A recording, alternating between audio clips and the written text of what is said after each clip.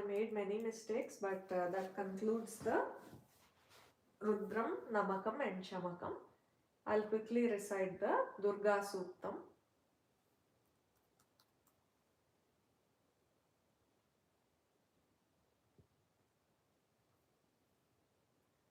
ॐ जातवेदसे सुनवाम सोममराति यतो निदहाति वेदः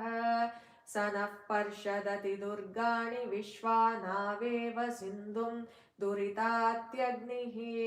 तामग्निवर्णां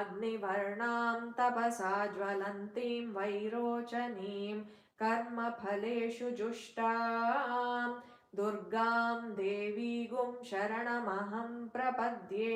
सुतरसि तरसे नमः अग्ने त्वं पारया नव्यो अस्मान् स्वस्तिभिरति दुर्गाणि विश्वा